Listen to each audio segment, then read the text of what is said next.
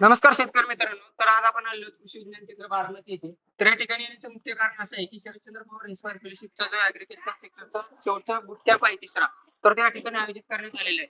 तर यामध्ये आता विविध फेलो जे आहेत तर ते आपल्यासोबत आहेत. त्यामध्ये सर्वात महत्त्वाचे म्हणजे ऍग्रीकल्चर सेक्टरची फेलोशिप भेटलेली सागर घोडे जे आहेत तर ते आपल्यासोबत आहेत. त्यांचा थोडक्यात आयडिया आणि त्यांना या शरदचंद्र इन्स्पायर फेलोशिपचा कशा प्रकारे फायदा झाला आणि या ठिकाणी त्यांना एक माहिती कशी भेटली तर याची संपूर्ण माहिती आपण त्यांच्याकडून जाणून घेणार आहोत. तर नमस्कार सर, आपलं नाव आणि थोडक्यात माहिती.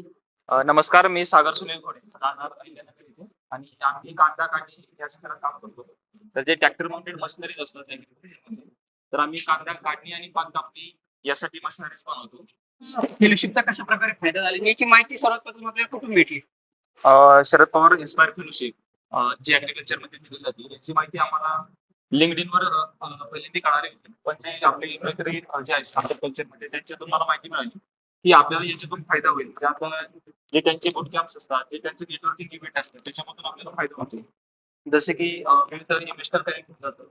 आपले जे शासनाच्या स्कीम असतात त्याच्याबद्दल माहिती भेटते.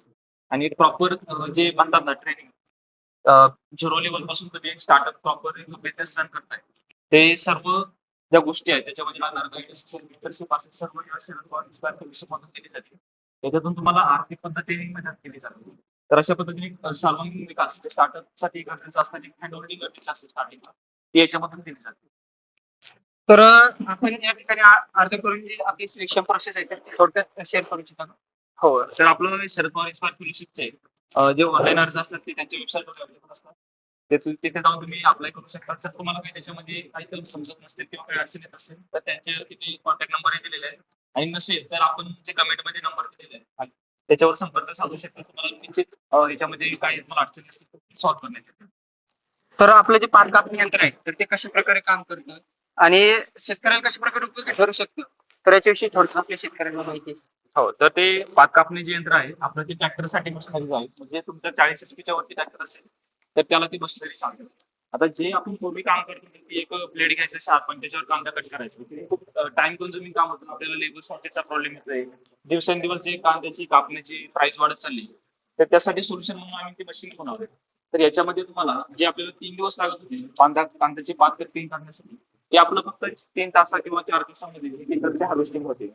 आणि याच्यामध्ये खर्च पण 30% कमी येतोय. म्हणजे शेतकऱ्याला एक खर्चाची बचत होते आणि सगळ्यात महत्त्वाचं म्हणजे टाइम वेळेवर होते. कारण उन्हाळ्यात ज्यावेळेस आपण सर्वांचा कांदा सोबत काढायला येतो, त्यावेळेस आपल्याला लेबरचा खूप इश्यू असतो. तर मित्रांनो बघू शकतो ज्या वेळेला आपल्या सर्वांचे कांदे एकाच वेळेस काढण्यासाठी येतात त्यावेळेला लेबर देखील भेटत नाही. तर त्यावरती सरांनी आपलं जे मशीन किंवा जे मशीन आहे तर ते बनवलेलं आहे.